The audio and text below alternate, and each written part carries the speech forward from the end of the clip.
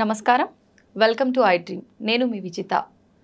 సనాతన ధర్మం మరుగున పడిపోతున్న ప్రస్తుత రోజుల్లో ఎంతోమంది గురువులు ధ్యానంలో ఉండి ఆ తర్వాత బయటకు వచ్చి మన సనాతన ధర్మం యొక్క విలువలను, మన ఆధ్యాత్మిక తత్వంలో ఉండే విలువలను, వీటన్నిటినీ మానవులకు సమాజంలో మంచి, చెడు, న్యాయం, అన్యాయం వీటన్నిటినీ పక్కన పెట్టి అందరూ సనాతన ధర్మం మార్గంలోనే నడవాలని చెప్పి చాలామంది గురువులు చెప్తూ ఉంటారు. అయితే అదే విధంగా చూసుకుంటే ప్రస్తుతం మనతో పాటు ఉన్నారు శ్రీ శ్రీ శ్రీ ఆదిత్య పరాశ్రీ గురువు గారు. 12 సంవత్సరాల పాటు ధ్యాన మార్గంలో పండరిపురం అనే గ్రామంలో ధ్యాన మార్గంలో ఉన్నారు. 12 సంవత్సరాల కాలం మామూలు విషయం ఏమీ కాదు ధ్యానంలో ఉండటం. ఆ తర్వాత గురువుగారు ధ్యాన మార్గం నుంచి బయటకి వచ్చి సనాతన ధర్మం ఏ రకంగా ఉంది, ఎంతవరకు మన సమాజం సనాతన ధర్మ మార్గంలో నడుస్తుంది అని తెలుసుకొని ప్రజలకు ఎంతో కొంత మంచి మేలు జరగాలి అంటే సనాతన ధర్మ మార్గాన్ని కరెక్ట్ బాటలు నడిపించాలని వారు కృషి చేశారు. ఇప్పుడు గురుగారితో మాట్లాడి మరిన్ని విషయాలు తెలుసుకుందాం. నమస్కారం గురుగారు. శ్రీమాత్రే నమః. గురుగారు, మీరు 12 సంవత్సరాల పాటు ధ్యానంలో ఉన్నారని విన్నాము. అలా అంటే ఎలా సాధ్యపడింది గురుగారు? మీకు ఎందుకు అనిపించింది 12 సంవత్సరాలు ధ్యానం చేయాలని? ఇదంతా పూర్వజన్మ సుకృతమే. అంటే ఈ జన్మవాసన కాదు, పూర్వజన్మ సువాసన ఇదంతా. ఓకే. నేను బాల్యం నుంచి కూడా కొంత ఆధ్యాత్మిక మెలకువలతో ఉండేవాడిని. ఓకే. మా గ్రామంలో చాలామంది అనేవాళ్ళు, మాది పేద కుటుంబం, పల్లెటూరు కాబట్టి వాళ్ళకి ఎంతసేపు ఉన్నా పని పని పని, 7-10 రూపాయలు వస్తాయి, బుక్కెడు అన్నం వస్తుంది, ఇదే వాళ్ళ చింతన. నేను పూజలు చేయడము, దేవుళ్ళ ఫోటోలు పెట్టుకొని దేవుళ్ళ ఫోటోలో పూలు అవి పెట్టడం లాంటివి చేస్తూ ఉంటే చిన్నప్పుడు మా అవ్వ తాత వాళ్ళందరూ తిట్టేవాళ్ళు. ఈ పూజలు మనకెందుకురా, మనం కష్టం చేసుకుంటేనే మనకు జీవితం గడుస్తుంది, ఈ వల్ల మనకు తగవు బిడ్డ అనేవాళ్ళు. అప్పటి నుంచి నా లోపల ఈ ఆధ్యాత్మిక మెలకువలు ఉండేవి.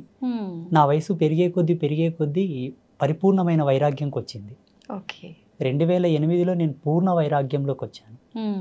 2008 ఆషాఢ శుద్ధ ఏకాదశి రోజు పండరిపుర క్షేత్రంలో చాలా పెద్ద ఉత్సవం జరుగుతుంది పాండురంగ స్వామికి. కొన్ని లక్షల మంది భక్తులు వస్తారు అక్కడికి. అక్కడ నేను పరిపూర్ణమైన సమాధి స్థితిలో కూర్చోవడం జరిగింది. ఆ సమయంలో 2008 నుంచి స్టార్ట్ అయిందనమాట. ఇంకా అక్కడ నుంచి కంటిన్యూ నా ధ్యానము, నా అనుష్ఠానము, నా పూజలు అవి అనమాట. మంత్రానుష్ఠానం ప్రథమం నాది మెయిన్. ఓకే. అయితే గురుగారు, మీరు బాల్యం నుంచే నాకు ఆధ్యాత్మిక పరంగా అంటే వెళ్ళాలని చెప్పి అలాంటి ఆలోచనలు ఎక్కువగా ఉన్నాయని ఎవరినైనా చూసారా? అంటే ఎక్కువగా మనము మన ఇంట్లో వాళ్ళనో తెలిసిన వాళ్ళనో ఏ రకంగా వాళ్ళు చేస్తుంటారో అవి చూసి చిన్నపిల్లలను నేర్చుకుంటూ ఉంటాము. అలాగే మనకు చేయాలనిపిస్తూ ఉంటుంది. ఆధ్యాత్మిక పరంగా మీకు అలాంటి సువాసనలు కలిగి ఉండటానికి, ఇంట్రెస్ట్ కలగటానికి ఎవరినైనా చూసి మీరు అలా అయిపోయారంటారా, లేదంటే బై బర్తే అంటారా? అంటే కొందరి జన్మలు ఎలా ఉంటాయంటే అమ్మ, భగవంతుడు కొందరిని పెట్టి పుట్టిస్తాడు. ఎనీ కైండ్ ఆఫ్ వర్క్ అనమాట. డిఫరెంట్ క్యాడర్స్ లోపల. ఇప్పుడు కొందరు వాళ్ళకి ఏ విధమైన ట్రైనింగ్ లేకుండానే కొన్ని అద్భుతమైన సాహసాలు చేస్తుంటారు. కొందరికి ఏ చదువు సంధ్య రాకుండానే కూడా మంచి పెయింటింగ్స్ వేస్తుంటారు, చాలా చక్కగా మాట్లాడుతుంటారు. అంటే సహజ సిద్ధమైన కళలు వాళ్ళు పుట్టుకతోనే వచ్చి ఉంటాయి అనమాట. అంటే నాకు ఎవరిని చూసి ఇన్స్పిరేషన్ కలగలేదు, ఎవరిని చూసి నేను అట్లా పరవశం చెందలేదు. మా గురువు గారిని మొట్టమొదటిసారి చూసినప్పుడు కొంత ఆకర్షితం చెందిన మాట వాస్తవమే. కానీ అంతకు ముందు నుంచే నా లోపల ఆధ్యాత్మికత బాగా ఉండేది. ఏదైనా ఒక దేవిని చూసినా ఆ దేవుని తాలూకు ఆయన అవతారాన్ని చూస్తే ఆయన చేతుల్లో ఆయుధాలు ఎందుకున్నాయి, ఆయన పులి మీద ఎందుకు కూర్చోవాలి, ఆ ఎద్దు మీద ఎందుకు కూర్చోవాలి, నెమిలి మీద ఎందుకు కూర్చోవాలి అంటే ఒక అన్వేషణ స్థితిలో ఉండేవాడిని అనమాట. బాగా శోధించేవాడిని. దేవుళ్ళ ఫోటోలు చూసి, యంత్రాలు చూసిన తర్వాత కూడా అందులో అక్షరాలని డీకోడ్ చేసేవాడిని నేను. ఒక యంత్రం చుట్టూ కొన్ని అక్షరాలు రాస్తారు కదా, ఈ అక్షరాలు ఎందుకు పెట్టారు, వేరే పెట్టొచ్చు కదా, ఇవే ఎందుకు పెట్టాలి, ఇది పెట్టొచ్చు కదా అని బాగా సెర్చ్ చేసేవాడిని అనమాట. ఎప్పుడైతే మా గురువు గారిని చూసానో అప్పుడు ఇంకా పరిపూర్ణమైన ఎరుక వచ్చింది, జ్ఞానం పరిపూర్ణం. సత్యం ఏంటి, ధర్మం ఏంటి, అసలు ఈ ప్రపంచంలో ఉండేటటువంటి దైవీ సంపత్తి ఏందనేది వారిని చూసి తెలుసుకోవడం, వారి ద్వారా వినడం ఇంకా దృఢమైపోయింది నా యొక్క ఆధ్యాత్మిక తపస్సు. ఓకే. మీ గురువు గారు అంటే ఏ వయసులో వారిని కలిసారు గురువుగారు మీరు? నేను అప్పుడు 16వ సంవత్సరం ఉన్నాను. ఓకే. ఓకే. అంటే ఎలా కలిసారు గురువుగారు మీరు వాళ్ళని? మేము వలసదారులు అనమాట, మా కుటుంబం మొత్తం కూడా. ఓకే. పండరిపుర క్షేత్రానికి వలస వెళ్ళాము మేము కూలి పని కోసం. ఓకే. నేను నా కూలి పని చేసుకుంటూ ఉండే సమయం లోపల మా గురువు గారి పల్లకి సేవ వెళ్తూ ఉండేది. సంత్ రాజారాం కైకాడి మహారాజ్ అంటే పండరిపుర క్షేత్రంలో చాలా ఫేమస్ మఠం అది. ఓకే.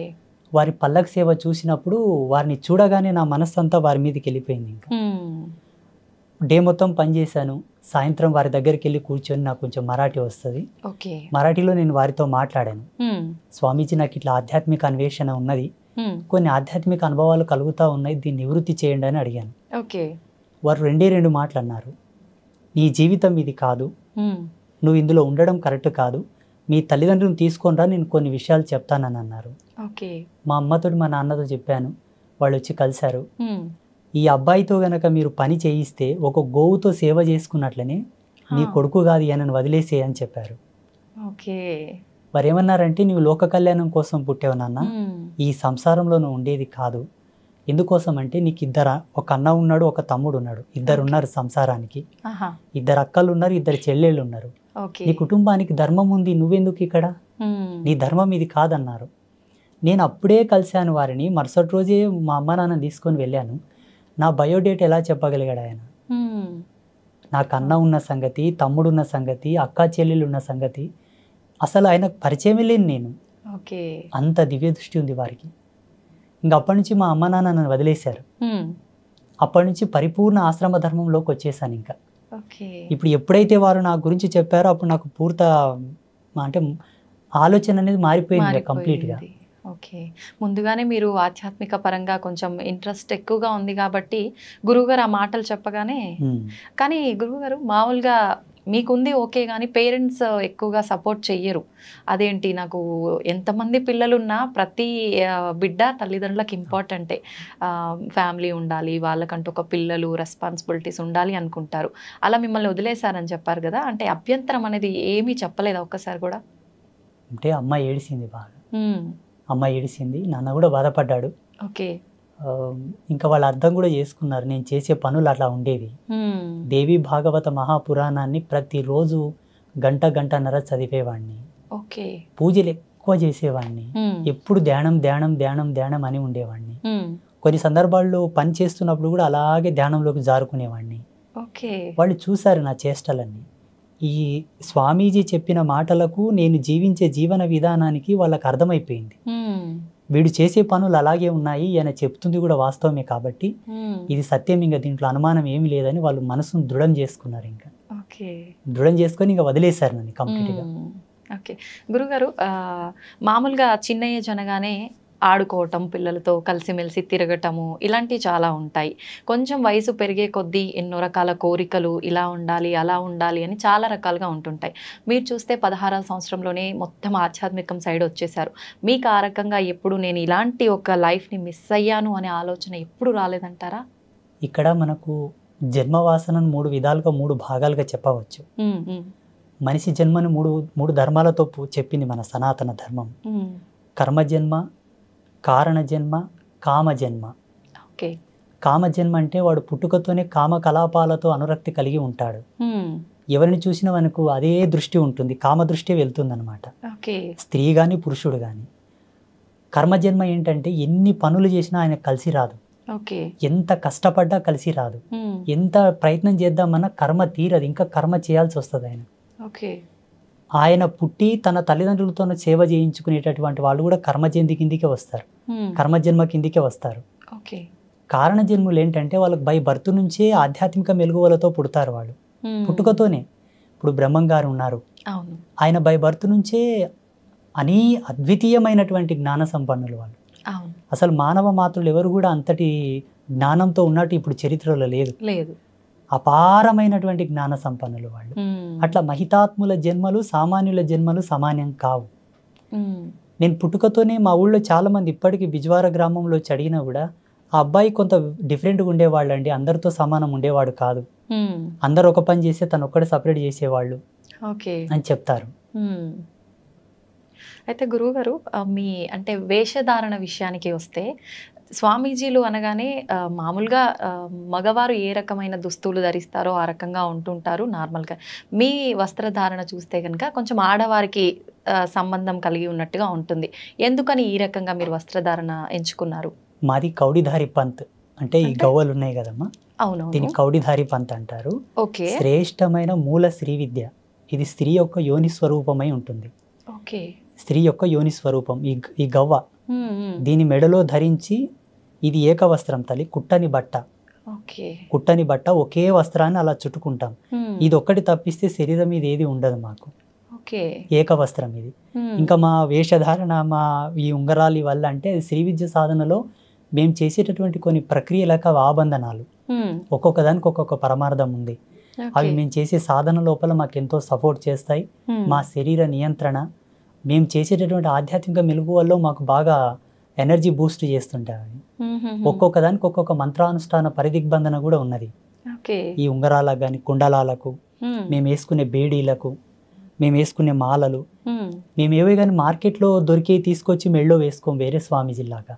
ఓకే. ఒకదాన్ని తీసుకున్న తర్వాత పలు విధాలుగా శుద్ధులు చేసి, హ్మ్. మంత్ర జాగృతం చేసి, ప్రాణప్రతిష్ఠ చేసి, ఓకే. వాటిని దైవీ శక్తులతో నిక్షిప్తం చేసిన తర్వాతనే ధరిస్తాం హుహుహు. ఏదైనా సరే. ఓకే. అంటే అలా ధరిస్తేనే వాటికి సంబంధించిన వాల్యూస్ అన్నీ ఉంటాయా వస్తాయి గురువుగారు? వస్తాయి వస్తాయి మ్మ్. 100%. ఓకే. ఏదైనా ఒక కూరగాయను, ఆకుకూరను మార్కెట్ నుండి తెచ్చిన తర్వాత కడుగుతాం. హ్మ్. కడిగి దాన్ని ఎంత తరగాలో తరిగి, దాంట్లో ఏవి వస్తువులు వేయాలో వేసిన తర్వాతనే కూర వండుకుంటాం. అవునవును. సమాజంలో ఇప్పటికీ ప్రజెంటేషన్లు, ఇప్పుడు వర్తమానంలో కూడా ఆధ్యాత్మికమైనటువంటి మెలకువలు తెలిసిన వాళ్ళు ఎవరు లేరు. హ్మ్. చాలా తక్కువ. తక్కువ మంది. తెలుసుకోవాలనే జిజ్ఞాస ఎవరికి లేదు, హ్మ్. చెప్పాలనే జిజ్ఞాస కూడా ఎవరికి లేదు. లేదు. ఎంతసేపు ఉన్నా తెలుసుకునేవాడు ఒక కోరికతో వస్తే, చెప్పేవాడు వాని కోరికతో వాడు చెప్తుంటారు. కరెక్టే గురువుగారు. ఈ పరస్పరమైనటువంటి భేదాలు ఇవి రెండు. హ్మ్. మా సాంప్రదాయం ఏంటంటే అమ్మ, అమ్మవారి యొక్క మూల పరంపర మాది. ఇప్పుడు లేదు ఈ పరంపర. ఓకే. ఆసేతు హిమాచల పర్యంతం చూసినా ఎక్కడ కూడా లేదు ఇప్పుడు. హ్మ్. ఓకే. శ్రీ విద్య సాధనలో ఉన్నారు కొంతమంది, కానీ మీరు అన్నట్టుగా ఉన్నారు. హ్మ్. మా వేషధారణలాగా మాలాగా లేరు. ఓకే.